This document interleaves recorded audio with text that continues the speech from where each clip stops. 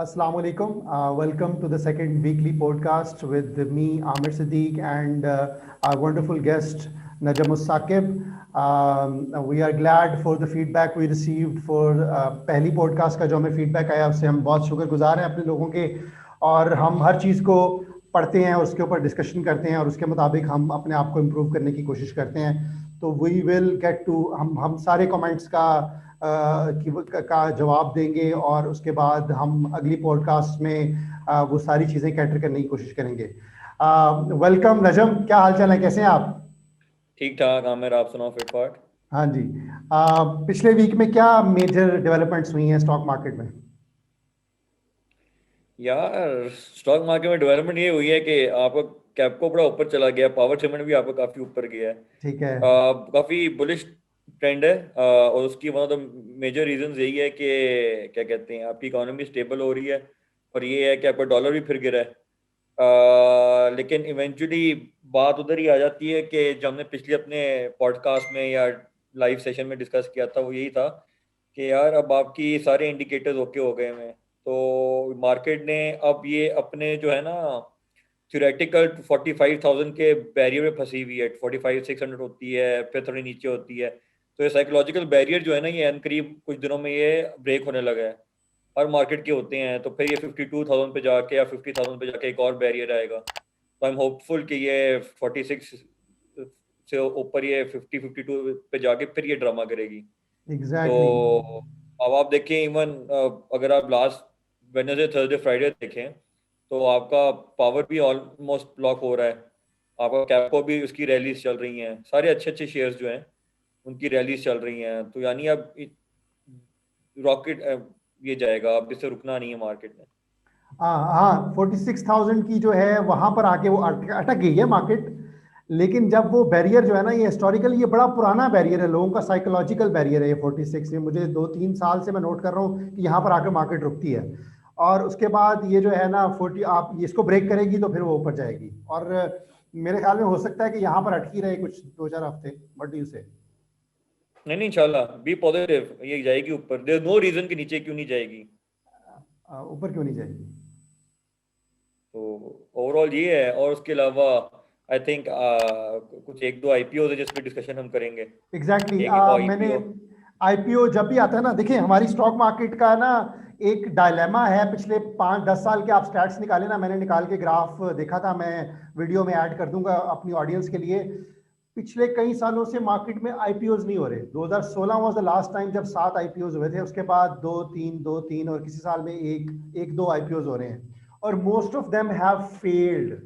यानी कि उन्होंने इन्वेस्टर्स के पैसे रिटर्न नहीं किए और लॉस हुआ है। ठीक है, इसकी वजह से ये हुआ है कि नया इन्वेस्टर मार्केट में अट्रैक्ट नहीं हो रहा, नया इन्वेस्टर, क्योंकि जब एक जो आप रिटेल, जब उसका जो जनरल पोर्शन होता है ना आईपीओ का, तो काफी नए लोग मार्केट से इंट्रोड्यूस होते हैं क्योंकि वो आईपीओ खरीदते हैं।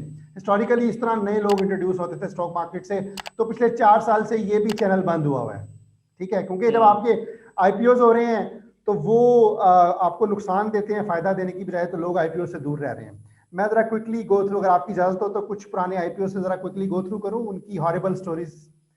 जैसे मेरे माइंड में सबसे ऊपर आ रहा है अल शहीर मीट कंपनी। ठीक है, ये बहुत ज्यादा प्राइस से स्टार्ट हुई, बहुत प्रोमिसेस थे जी कि मीट एक्सपोर्ट हो रहा है, हलाल मीट मार्केट हो रही है और डॉन पे और जगह जगह आर्टिकल्स आ रहे थे कि जी मीट की मार्केट बिल्ड हो रही है। ठीक है, और वो बिल्ड हुई या नहीं हुई, अखबारों में और मीडिया में तो वो बिल्ड हुई मार्केट, लेकिन जब उसका आईपीओ हो गया तो वो 90 रुपए से, if I am not wrong, 90 रुपए से वो नीचे 10 रुपए पे भी आया, गिरता गया गिरता गया गिरता गया गिरता गिरा गिरता गया। ठीक है, और imagine the agony of a new buyer जिसने 90 रुपए पे खरीदा है and he has seen his entire investment vanish. ठीक है, तो दैट इज वेरी इंटरेस्टिंग कि आप हाइप क्रिएट होती है न्यूज़पेपर्स में, मीडिया में, एक नई इंडस्ट्री के बारे में, and people start to believe it, और उसके बाद जो है ना बहुत बुरा एक्सपीरियंस होता है। ठीक है, अब मैं आपको एक और एग्जांपल देता हूँ रोशन पैकेजेस की। ठीक है, बड़ा अच्छा आईपीओ हुआ, मैंने उसका डॉक्यूमेंट पढ़ा और वो जी हम नई एक्सपेंशन कर रहे हैं, हम फ्रूट का काम करते हैं, पैकेजिंग करते हैं, चाइनीज कंपनीज के साथ मिलकर हम नया प्लांट स्टार्ट कर रहे हैं। बहुत अच्छा लग रहा था on paper, people invested in it, I seriously thought of investing in all these two but I did not. For some reasons, लेकिन ये कि वो भी रोशन पैकेजेस में से भी हवा निकल गई, उसने इन्वेस्टर्स को कोई पैसा आज तक कैपिटल गेन में या डिविडेंड में नहीं दिया, वो स्टॉक के नीचे है। फिर और बहुत सी स्टोरी है, हाई टेक लुब्रिकेंट जो जिक वाले हैं, बहुत अच्छा ब्रांड है, अगर आप जिक अपनी गाड़ी में डलवाते हो तो आप it's one of the best lubricants, right? तो आप कहते हो यार one of the best company है तो let's buy it, but there was a problem, जिक को वो बनाते नहीं है, जिक को they don't produce it, they don't own that intellectual property और the expertise, they are just traders, they buy it from Korea and they sort of sell it here. So आप ज्यादा प्रॉफिट तो वो कोरिया वाले कमाएंगे या आगे middle man कमाएगा, आपने लाके यहाँ बेच दिया, आपका क्या कमाल है? Would you agree with me when I say that? मैं इस चीज से 100% एग्री करता हूँ। एक चीज बड़ी इंपॉर्टेंट है, जब ये आईपीओ आते हैं ना, इसके फेजेस होते हैं। आपने इतने भी बात की है, जिक की भी आपने बात की, तो मैं ट्रेंड है इसमें ये होता है कि आईपीओ जब भी आते हैं ना, तो उसमें पहले प्रमोशन और उसकी हाइप बिल्डिंग बहुत ज़्यादा होती है कि जी वो बड़ी अच्छी कंपनी है, उस कंपनी का भी सुना भी नहीं होता लेकिन हर कोई उसके बारे में बात कर रहा होता है, तो वो आपको बड़ा एक लगता है यार कि मार्केट में बड़ा वाइड स्प्रेड फिनोमेना है पैसा और ये है कि लगाओ। पैसे बनेंगे in a short run. No no no no, अच्छा, मैं इसमें कह रहा मजे की हूँ, बात ये, लोग हमेशा देखते हैं शॉर्ट टर्म इन्वेस्टमेंट करके ना हम इसमें से बहुत पैसा कमा लेंगे, लेकिन नहीं कमाया। तो लास्ट टाइम आईपीओ से लोगों ने पैसा कमाया वो अमरेली स्टील था, उसके बाद मुझे गिव मी एनी एग्जांपल जिसके आईपीओ, हाँ दूसरा था प्रेमा, वो टेम्परेरीली ऊपर गया था आईपीओ के बाद, लेकिन वो वापस आ गया, अभी भी आईपीओ से नीचे प्राइस पे अवेलेबल है, आप चेक कर लें। नहीं, लेकिन अभी भी जिनके पास वो आईपीओ होगा, प्रेमा के, उन्होंने अभी तक बेचा नहीं होगा, उस हाई प्राइस पे वो खरीदे गए होंगे। तो द पॉइंट है कि आईपीओ की हाई बिल्डिंग बहुत ज्यादा होती है। अच्छा, दूसरी बात ये है कि आपकी बड़ी वैलिड पॉइंट है, इसमें मैं सेकंड करूंगा, ये है कि आईपीओ जनरली आप ग्लोबली देखें ना, वो उन चीजों का और होता है जो बहुत high tech, advance, unique idea हो, जिसके लिए आपको कैपिटल गेन, आपने कैपिटल मार्केट से गैदर करना है, उस आइडिया को आपने बूस्ट करना है। यहाँ पे तो एक छोटा सा आइडिया जो हर कोई कर रहा है, उसके भी आईपीओ खुल जाते हैं। और मजे की बात ये, वो जो आईपीओ खुलता है उसमें 70% तो आपके बाइंग हाउसेस इन्वॉल्व होते हैं, बिल्डिंग तो वहां से स्टार्ट होती है। जो एक नॉर्मल बंदा है मेरी तरह, आपकी तरह इंडिविजुअल इन्वेस्टर जो है, वो तो आखिरी 10-20% शेयर के अंदर घुसता है, और वो भी खुआरी है, लॉट्स में खरीदना पड़ता है। तो इसमें तो कोई, आपकी बात को मैं सेकंड कर रहा हूँ, और मैं भी इस फिनोमेना को देखा, आईपीओ हमेशा आते हैं कि जो बाइंग हाउसेज हैं वो पैसा कमाएं, और जो इंडिविजुअल है हमारी तरह, उससे पैसा छीने ही है। तो समरी यही है आपकी कि 2016 के बाद कोई कामयाब आईपीओ मार्केट ने हमें करके नहीं दिखाया। This is the failure of the capital market. उससे पहले सक्सेसफुल आईपीओज हुए हैं, I know a few stories. Hascol was a good success, कहाँ वो 100 के नीचे से स्टार्ट हुआ, 400 तक उसकी रैली गई, राइट? उसके अलावा कुछ और भी सक्सेसेस थी। Systems was a good IPO, शुरू में 3-4 साल तो नहीं बढ़ा, लेकिन वो 40 पे आईपीओ हुआ है, अब वो 400 पे अवेलेबल है। That is a good success, right? And उससे पहले के आईपीओज हुए हैं, लेकिन 2016 के बाद हम स्टंबल कर रहे हैं, हमने अच्छे आईपीओज नहीं हो रहे। माय होप इज, हैस्कॉल का इसी हुआ था, वो मेजर एक्सपेंशन में गए थे। आप उनकी रिटेल फुटप्रिंट या फ्रेंचाइजेस देखें, आप कहते हैं यार एक लोकल कंपनी का इतना अच्छा आपने कभी पेट्रोल स्टेशन ही देखा होना। एग्जैक्टली, और वो इतनी द फ्यूल स्पीड वाज से, गुड। इतनी स्पीड से पूरे पंजाब में, मैंने पंजाब में बाहर भी शायद खुले हों, इतनी स्पीड से वो नेटवर्क उनका फैला, और उन्होंने क्वालिटी एक सेट की कि उनका बहुत अच्छा नाम था। फिर वो मजे की बात है कि वो मोटरवे पे आए काफी, फिर उसके मोटर, बाद आप देखिए उनकी मशीन जो है, पंपिंग मशीन जो है, वो one of the highest technological advancement की बनी मशीन है। ऐसी तो आपको ना टोटल पे नजर आती, ना शेल पे नजर आती है, ना पीएसओ में आती। सो आईपीओ सक्सेसफुल होने के लिए you have to do something different. And they were also doing, नजम, they were also doing storage. आप जो सप्लाई चेन में जो आप बात करते हैं ना कि आप वर्टिकली इंटीग्रेटेड थे इन अ वे कि आप कराची से अपनी चीजें खुद लेके आ रहे हो, आपने, आपके पास इन हाउस सारी एक्सपर्टीज हैं, आप लॉजिस्टिक्स भी मैनेज कर रहे हो, स्टोरेज भी आपकी जगह जगह पे है। आई रिमेंबर उनका माछी के शेखुपुरा में स्टोरेज है, जगह जगह they were investing, and the guy running it was a phenomenal person, but somehow last couple of years they ran into problems, और वो एक technical loophole था। they were not hedged against currency fluctuation। तो dollar जो है ना वो 100 रुपए से 160 पे गया, and that was the first time it happened in their existence, और उसको वो manage नहीं कर सके. That was a technical flaw in their management. Will one day हम किसी podcast में will go through that as well. But नहीं, प्लस इनके ऊपर सबसे बड़ा जो अभी पेट्रोल की व्यूअर्स की इंफॉर्मेशन के लिए चीज कहना चाहूंगा, जितनी भी आपकी रेगुलेटेड पेट्रोल मार्केट है उसके अंदर अभी ये मसला ये हुआ है कि ये जो ईरानी ऑयल ले रहे थे स्मगल्ड, तो उसके ऊपर भी इनके ऊपर काफी हैस्को का भी नाम आया, बाइको का भी आया, सारी कंपनीज के नाम आए हैं उनके अंदर. अब ये क्या कहना चाहिए, इन्वेस्टिगेशन और सारा कुछ चल रहा है. सो आई डोंट सी कि ये शेयर्स कभी इन द नियर फ्यूचर ऊपर जाएंगे उस तरह. पर सेकेंडली कोविड जब से आया है तो दुनिया में तो फ्यूल रुल रहा है. आपका अमेरिका जो है वो ग्रेट कैनियंस के अंदर फ्यूल स्टोर कर रहा था, कह रहा था यार ट्रांसपोर्टेशन की भी कॉस्ट हम दे देंगे, बस ले जाओ यहाँ से. सही है, सही है. सो हैस्कोल यहाँ पर आया है और इन्होंने जब लॉस किया था एक क्वार्टर में 13 अरब रुपए का लॉस किया था, और मैंने उसको कैलकुलेट किया कि उन्होंने पिछले 4 सालों में टोटल 13 अरब के लगभग ही कमाया था, और वो एक क्वार्टर में ठश किया. ठीक है, तो उससे रिकवर करना बहुत मुश्किल होता है. ठीक है, I am not writing them off right away कि वो बिल्कुल नहीं कभी वापस आएगा. They have a good management as per as my impression goes. तो हो सकता है वो दोबारा उठ जाएं, लेकिन टाइम लग सकता है उन्हें. ठीक है, मीनवाइल उसका फायदा पीएसओ को कमाना चाहिए था, उसने कमाया होगा. एंड आई बिलीव अगर उनको पेमेंट्स टाइमली मिलती रहे तो PSO is a good stock in the OMC market, in oil marketing sector. I don't know आपका ओपिनियन क्या है. ये पीएसओ एक बड़ा ओवरबॉट शेयर है, जिससे ही बात करेंगे ना सबने खरीदा हुआ है. जो ओवरबॉट शेयर होते हैं जनरली ब्लू चिप्स होती हैं, तो इसमें आपको कैपिटल गेन कोई नहीं मिलता. अच्छा. और गिवन मेरे पास कोई एक एवरेज पाकिस्तानी की जो एवरेज लाइफ है वो 60-65 ईयर्स की है, तो मेरे पास 30 साल और रह गए, उसके बाद कुछ रह ही नहीं गया. तो मैंने तो कैपिटल गेन में खेलना है. मुझे ये ब्लू चिप्स जो है ना, मैं तो ओवर सोल्ड शेयर खरीदता हूँ जो वैल्यू शेयर्स हैं. एग्जैक्टली, मैं ओवरबॉट में नहीं घुसता. अच्छा, वही नजम जो मैं आपसे कल परसों फोन पे बात हो रही थी, वो मैं पॉइंट व्यूअर्स के लिए भी शेयर कर देता हूँ. आपने ब्लू चिप्स की बात की है तो मैं अपनी ऑब्जर्वेशन शेयर करूँ अगर आपकी परमिशन हो तो. जी जी. अच्छा, वो जो ऑब्जर्वेशन थी ना, मैंने अपने पोर्टफोलियो को जरा गौर से देखा पिछले दिन बैठ के, और मेरे पोर्टफोलियो में ना एक सिग्निफिकेंट चंक 40% के करीब ना ब्लू चिप्स थे. मैंने उनको गौर से देखा.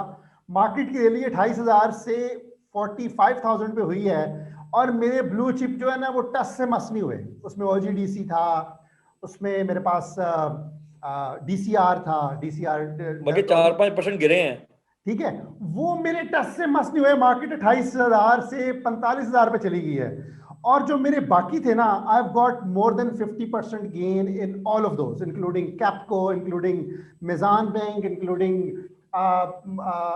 Shabir tyres and so on and so forth, even bank Islami and others. ठीक है ना, इवन हम नेटवर्क जो कि सट्टा स्टॉक है, मैंने सिर्फ सट्टे की, मुझे पता था कि दिस इज, उसमें भी आई गॉट गेन क्योंकि मैंने उसको 5 पे खरीदा था.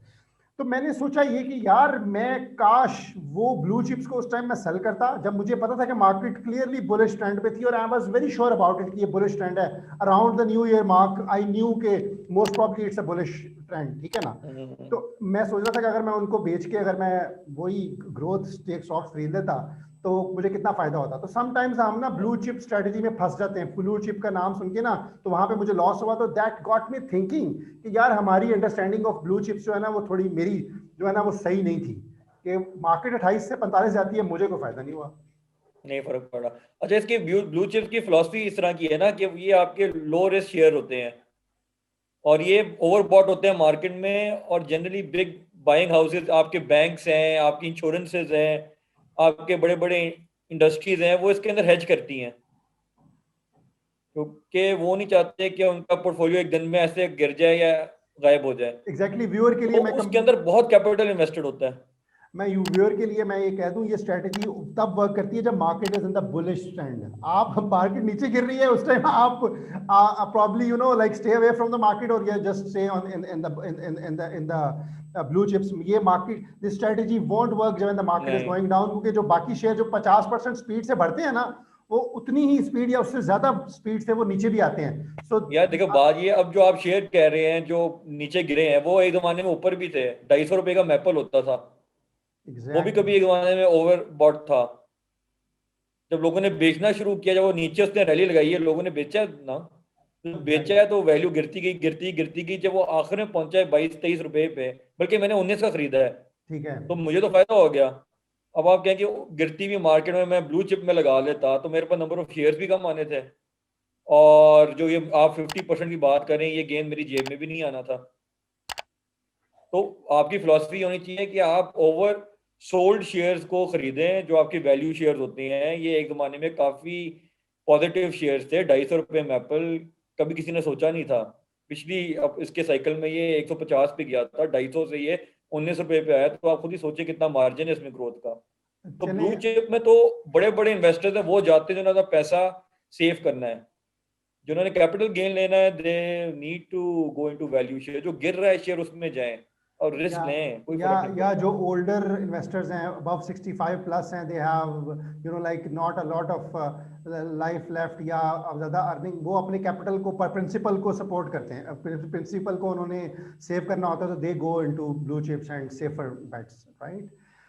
अगर आपकी परमिशन हो तो मैं पैंथर का जो आईपीओ आ रहा है उसका उसका प्रोस्पेक्टस आया है, आई उसको थिंक थोड़ा। अभी वो आईपीओ जो आया उस पर व्यूअर्स को भी जरा अपना थॉट प्रोसेस शेयर करते हैं, ताकि जिन्होंने खरीदना है उनको और क्लैरिटी आ जाए, और जो पहली दफा इस चीज के अंदर घुस रहे हैं उनको हम उसके कॉन्स भी बता सके। सो आई थिंक यस, आईपीओ उसके ऊपर जो पैंथर का आ रहा है ना, हाँ उस जी, हाँ पर जी। जरा हम डिस्कशन करते आईपीओ हैं। का पैंथर आ रहा है, उसमें उन्होंने प्रोस्पेक्टस मार्केट में छोड़ा है। अभी मुझे नहीं पता कि कब वो आईपीओ होना है, क्या टाइमलाइन है, लेकिन वो प्रोस्पेक्टस मार्केट में छोड़ते हैं so that people read it and जो है वो ये कि हाई बिल्डिंग शुरू हो गई है। हाई बिल्डिंग शुरू हो गई है। तो मैंने कल बैठ के रात को उसका पूरा डॉक्यूमेंट स्टडी किया है, और मुझे आदत है कि मैं ना टाइम हो तो आईपीओ मेरा इंटरेस्ट का टॉपिक है, मैं सारे आईपीओ के डॉक्यूमेंट स्टडी करता हूँ।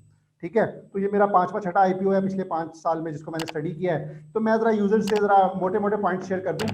मैं जो चीजें देखता हूँ आईपीओ के डॉक्यूमेंट में, सबसे पहले मैं देखता हूँ कि ये कंपनी ओन कौन करता है और ये कंपनी की हिस्ट्री क्या है।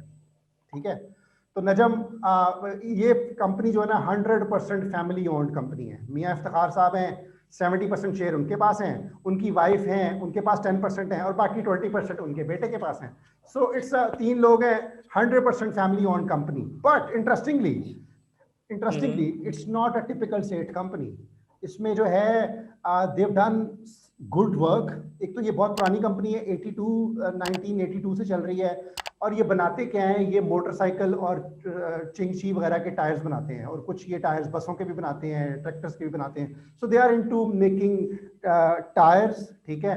एंड इनके कंपैरेटर नेचुरली सर्विस टायर्स है और जनरल टायर्स है। एक चीज जो मुझे which caught my attention was that के इनका मार्केट शेयर जो है ना मोटरसाइकिल के टायर्स में वो 33% है।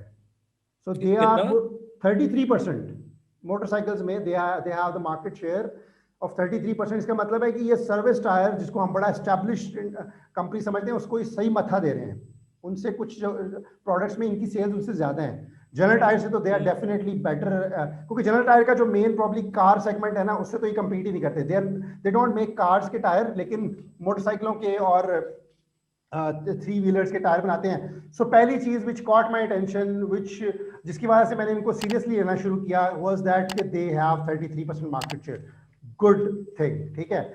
उसके बाद ये 82 से बिजनेस में है। शेखुपुरा के पास इनका प्लांट है, अपनी जमीन है तकरीबन 200 कनाल के करीब। अब तीसरी चीज जो मैं देखता हूँ वो ये देखता हूँ कि ग्रोथ कितनी हो रही है और ये पैसा क्यों रेज कर रहे हैं। ठीक है ना, ये पैसे को उन्होंने कहाँ लगाना है, उससे ग्रोथ होगी और ग्रोथ होगी, और अगर उससे वो ज्यादा प्रॉफिट आएगा तो ही नए इन्वेस्टर को उससे रिटर्न मिलेगा ना। ठीक है, तो ये वहां पर ना इनको मैं 10 में से कम पॉइंट्स दूंगा, 6-7 नंबर दूंगा, क्योंकि इनकी एक्सपेंशन जो ये कर रहे हैं ना मुझे उसका मजा नहीं आया। इनकी जो कैपेसिटी है ना ये पैसे रेज कर रहे हैं तकरीबन around 2 billion 3 billion Pakistani rupees इन्होंने अपनी लगाने हैं, जिसमें से ये 1.5 अरब रुपया ये आईपीओ से करेंगे, बाकी ये लोन लेंगे। ठीक है, अब ये जो एक्सपेंशन कर रहे हैं, इतने आप प्रोसेस से गुजर रहे हो, आप शेयर्स बेच रहे हो, लेकिन ये एक्सपेंशन से ना सिर्फ अपनी कैपेसिटी को 20-30% एनहांस कर रहे हैं, सिर्फ 20-30%। यानी कि आपने फ्यूचर प्रूफ करना है तो यार कैपेसिटी कम से कम 50%, 100% डबल करो यार अपनी कैपेसिटी, जिस तरह सीमेंट्स करते हैं, जिस तरह अमरेली ने किया था कि यार हम डबल कर रहे हैं, तो वो काफी ग्रोथ आती है हम्म। आपके पास। अगर इसका मतलब आपने 20-30% ग्रोथ एक्सपेंशन की है ना, तो आपको तो 4-5 साल बाद फिर कैपिटल रेज करने की जरूरत पड़ जाएगी या एक्सपेंशन करने की जरूरत पड़ेगी। जब आपने एक काम करना है तो फिर गो इन वन गो, राइट। हम्म। तो दूसरा ये है कि एक नई चीज इसकी इसकी एक्सपेंशन में हो रही है कि कंपनी के जो ऑनर है ना, द फादर इफ्तिखार साहब, जिनके पास 70% शेयर हैं, वो अपने आईपीओ में 10% शेयर अपने आईपीओ में भी बेच रहे हैं। यानी कि अपने 10% बेच रहे हैं और 20% बाकी जो है ना वो नए शेयर्स रिलीज कर रहे हैं। I have not seen it I have not seen this happen in the last 5 years of my work in of my working in the stock market. कभी फाउंडर ने अपने शेयर नहीं बेचे। और let me tell you my interesting bet, ये मेरा अपना personal analysis है, viewers can give feedback on this comments में, कि यार अगर आप, मैंने कैलकुलेशन किया है, वो जो फ्लोर प्राइस है ना 47 की, उन्होंने इंडिकेटिव एक फ्लोर प्राइस देते हैं जहां से मेरे ख्याल में बिल्डिंग स्टार्ट होती है, जब बुक बिल्डिंग होती है। उसमें 10 रुपीज फेस वैल्यू है, बाकी जो 37 रुपीज है वो प्रीमियम चार्ज कर रहे हैं। अच्छा नजम, इंटरेस्टिंग बात ये है, this is my perspective only, may be I am being over critical, कि जब आपने 10% बेचना है ना 47 रुपीज में, उससे 47 करोड़ रुपया, 47 करोड़ रुपया तो इफ्तिखार साहब की जेब में चला जाना है, ठीक है। And think of it like this, आप कंपनी ऑनर्स हैं, आपको 47 करोड़ रुपए आपकी जेब में आ गया है, ठीक है, and you are the major share holder, जैसे मैंने आपको बताया, बाकी 20% आईपीओ से रेजिंग होगी। Will you have the appetite and the aggression to grow the company and make it more profitable, कि आपको डिविडेंड आए और ये आए वो आए? Will you have that? आपने अभी अभी देखिए जी, अपनी, अगर मैं तो एक बड़ा रियलिस्टिक इस पे अप्रोच दे सकता हूँ। पॉजिटिविटी इसमें बहुत कम है कि ये इससे एक्सपेंशन की तरफ जाएं। ये बड़ी बड़ी बातें हैं कि हम एक्सपोर्ट कर रहे हैं सऊदी अरेबिया, टर्की। यार आप इंटरनेशनल, अगर जब आप एक्सपोर्ट की बात करती हैं तो सबसे बड़ी चीज़ जो आपने देखनी है वो है कि आपकी कॉस्ट ऑफ डूइंग बिजनेस क्या है। इनमें सबसे जो इनका रॉ मटेरियल सबसे महंगा जो पड़ता है वो इनको फ्यूल है, और दूसरा है इम्पोर्टेंट वो है रबड़ है। अब फ्यूल भी बाहर से इम्पोर्ट होता है, रबड़ भी बाहर से इम्पोर्ट होता है। जनवरी अगर आप नवंबर 2019 से लेके आज तक रबड़ की प्राइस देखें तो उसने एक एक डॉलर या $1.10, एक, हाँ, $1.10 पर किलोग्राम से ये $2.30 पे चला गया है। एक एक्सपोनेंशियल इंक्रीज आया है प्राइस में। तो आप किस तरह compete करेंगे? अब जो एग्जांपल देता हूँ, टर्की टायर बना रहा है, वो लोकली सारा रबड़ भी बना ले रहा है। आपकी ये जो मलेशियन टायर्स हैं, इंडोनेशियन टायर्स हैं, वो they are doing so well in the international market is because उनका रॉ मटेरियल ही, जो पाम ऑयल है, वो वहां पे ही उगता है। तो आई डोंट सी कि ये लोग कोई बहुत इनोवेटिव टायर्स हैं जो ये इंटरनेशनली इतना एक्सपैंड कर सकते हैं। So maybe that answers your question कि 20 or 30% अपनी एक्सपेंशन में क्यों करना चाह रहे हैं। बट देन अगेन ये एक्सपेंशन भी एक मार्केटिंग गिमिक होता है। पर्पस उनका सिंपल ये है, वो अपने 10% शेयर बेच के पैसा लें। ठीक है। ठीक है। ये बाइंग हाउसेज जब अभी इसको बेचना शुरू करेंगे ना शेयर को, आप खुद ही देखेंगे कि ये 47 रुपीज पे नहीं बिकना। ये आपका एक स्ट्राइक प्राइस पे बिकना है जो उस वक्त मार्केट डिटरमाइन करेगी। आई नो, उसके आई नो। अंदर थोड़ी क्लैरिटी भी ये दे दूं कि ये कोई तकरीबन 40 मिलियन शेयर जो है ना, वो ये मार्केट में ला रहे हैं। मैं 30 मिलियन जो है वो आपके बड़े हाउसेज खरीदेंगे, बिडिंग होगी जिसपे। और एग्जैक्टली, बाकी जो 25% है वो आपका इंडिविजुअल बायर्स लाइक अस करेंगे। एग्जैक्टली। ठीक नजम है। आपने नजम अब आपने नजम आपने बहुत जी जी। जबरदस्त पॉइंट उठाया है, इसकी तरफ मेरी अटेंशन थोड़ी सी गई थी, लेकिन आपने बहुत अच्छा पॉइंट उठाया है कि आपने रबड़ भी बाहर से खरीदना है, ऑयल भी बाहर से खरीदना है, तो डॉलर जब ऊपर जाएगा ये कंपनी तो ट्रबल में चली जाएगी, डॉलर की जब वैल्यू नहीं, बढ़ेगी। इसमें एक और ही मसला है ना। इसमें हाँ, ये भी है कि अगर फर्ज करें डॉलर नीचे चला भी जाता है ठीक है। तो आप ग्लोबली कंपेरेटिव तो वैसे ही नहीं होंगे। आपको टाइम चाहिए कंपेरेटिव होने के लिए।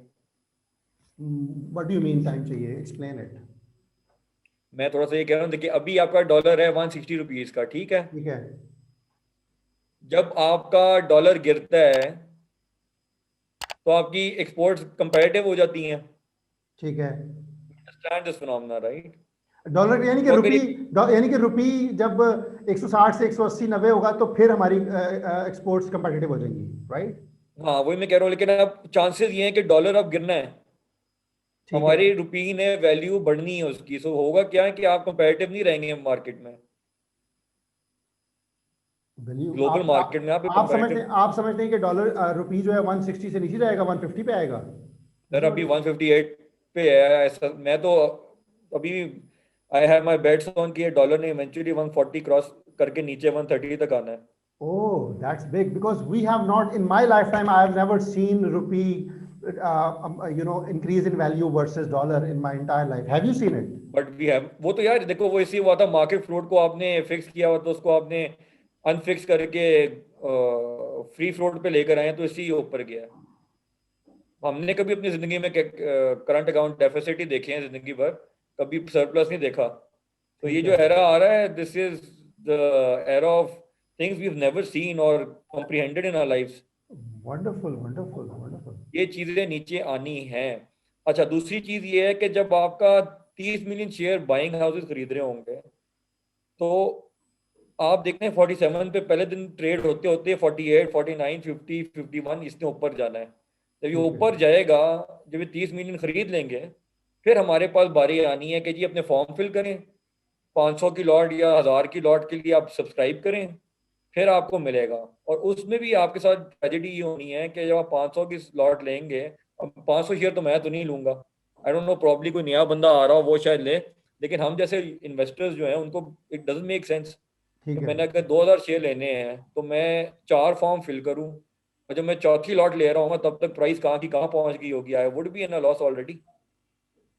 और ये बड़े तेज होती हैं कंपनीज अपने, देखिए बात ये है जिस दिन हम रियलाइज कर लेना कि कंपनीज अपने बेनिफिट के लिए कुछ कर रही हैं, पब्लिक का बेनिफिट कुछ नहीं है, तो दैट इज द बिटर अच्छा, स्वीट ट्रूथ जो हमें पता होना नजम, चाहिए। नजम, ये आपने बड़ी इंटरेस्टिंग बात नहीं, की कि लेट मी आप। कंप्लीट, एक सेकंड एक अच्छा, सेकंड सॉरी आमिर। सॉरी। इसमें अब मजे की बात ये है, अब कंपनी का मेन ऑब्जेक्टिव ये है या जो उनका सेट है कि उसने मैक्सिमम पैसे उठाने हैं मार्केट से, ठीक है। आईपीओ जितने भी आए हैं उन्होंने अपनी जेबें भरी हैं, उन्होंने लोगों को कुछ नहीं दिया। और आईपीओ के अंदर मैं शुरू में ही कहा था, लोग शॉर्ट टर्म के लिए आते हैं, लॉन्ग टर्म के लिए कोई जाता ही नहीं है, तो उसमें से रिकवरी बड़ी मुश्किल हो जाती है। सो ये बड़े बड़े हाउसेज जब उठाएंगे, ये मार्केट ने इस मार्केट की डिमांड और सप्लाई ने इसको पुश करना है प्राइस को ऊपर, और जब हमारे पास आना है तो बहुत महंगा होना है, प्रॉब्लली हम 60-70 का भी खरीद रहे हो, ठीक है। तो मैं तो इस स्ट्रेटेजी को नहीं मानूंगा। दूसरा मेरा पॉइंट ये है, इनकी अगर आप अभी अर्निंग पर शेयर देख लें, एक सबसे बेसिक चीज जो आपने देखनी होती है किसी भी स्टॉक की ग्रोथ को, वो उसका ईपीएस देख लें आप, तो इसका 2.52 रुपीज तो इसका ईपीएस है। हाँ, मजे की बात आपने नोट की है। पहली बात तो ये, हमारे पास 5 मिनट रह गए तो we have to wrap it up, ठीक है। दूसरी बात ये कि इनकी 2.2 अर्निंग ईपीएस है लास्ट ईयर में, लेकिन मजे की बात है ये जो पिछले क्वार्टर में उन्होंने ईपीएस सिर्फ एक क्वार्टर की 2.2 दिखाई हुई है, देख लें। इसका मतलब मैं वही प्रोजेक्टेड, कह रहा हूँ। ठीक है। So this could be either a fluke, और या उसको उन्होंने एग्जैजुरेट किया हुआ है। लेकिन मैं क्या करूं अगर आपने सिर्फ 3 महीने ही ज्यादा प्रॉफिट दिखाया है? What does that say about वो योर इसलिए बिजनेस? आपने शो किया कि आपकी अनऑडिटेड अभी आपकी रिपोर्ट्स आई हैं, ऑडिटेड तो आई नहीं है। नहीं, उन्होंने वैसे कहा है। मैं, एक और वजह भी हो सकती है कि जो है ना, ये क्वार्टर है जून से लेकर सितंबर तक, वो पहला लॉकडाउन खुला था तो अचानक लोगों ने पेंट अप डिमांड थी तो बाइक्स बहुत ज्यादा खरीदी में भी, आई डोंट नो, या पैसे स्पेंड किए, ये भी वजह हो सकती है। They definitely having some growth, लेकिन इट्स नॉट कन्विंसिंग कि आपने सिर्फ आखिरी 6 महीने में बहुत ज्यादा सेल्स दिखा दी हैं। And is the investor going to believe कि ये ग्रोथ चलती रहेगी for only on the 6 months के रिकॉर्ड पे? Show me the growth of the last 5 years. So मैं इस आईपीओ को कहूंगा इट्स अ मिक्स, इट्स 50-50। मैं इसको बिल्कुल ये नहीं दूंगा, थम्स डाउन नहीं दूंगा, जिस तरह जैसे रोशन था या शहीर था, हाइंडसाइड पे तो हम कह सकते हैं। It's it's definitely not thumbs up. ये मेरे ख्याल में 50-50 है। अपने रिस्क पे इन्वेस्ट करना है तो करें, there definitely some good there. और ये यूरोप से टेक्नोलॉजी मंगवा रहे हैं, मार्केट शेयर इनका अच्छा है, Panther tyres are good. There is a friend of mine जिसके पास एजेंसी है बाइक्स की ना, मैं उसका इंटरव्यू करूंगा, वीडियो में रिकॉर्ड करूंगा, पैंथर कितना सेल होता है एंड ऑल दैट। क्या लेकिन Aamir, let's be honest with ourselves, हम गाड़ी के टायर जब यूरो से भी, जो अभी आप देख लें जनरल के बनते हैं, यूरो स्टार, अब लग्जो आ गया उसकी ब्रांड कैटेगरी, मैं कभी भी हम जनरल के नहीं जैसी खरीदूंगा, गाड़ी आती है हम उसको चेंज कराते हैं, इंपोर्टेड टायर डलवाते हैं। बिकॉज वी तो नो ये हाउ टायर अगर वैसा बाहर भी निकाल दें, how good is it going to market?